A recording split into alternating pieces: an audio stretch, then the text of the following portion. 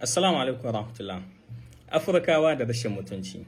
Jiya ranar 3 ga watan Mai aka rantsa da sabon shugaban ƙasar Gabon. Kuma menene faruwa nan yanzu ba namu bane.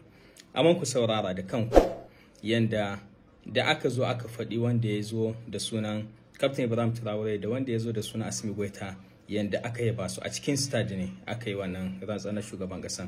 Sannan ku saurara ihun da aka yi da aka zo aka yi faɗin maganan Emmanuel Macron. Monsieur Ousmane Bougouma, président de l'Assemblée législative de la transition du Burkina Faso, représentant son Excellence le capitaine Ibrahim Traoré, président du Faso.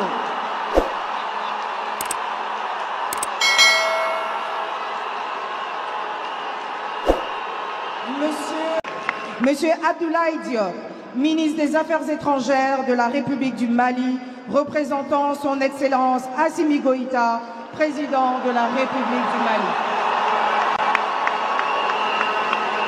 Son Excellence Benjamin Haddad, ministre délégué chargé de l'Europe de la République française, représentant son Excellence Emmanuel Macron, président de la République française.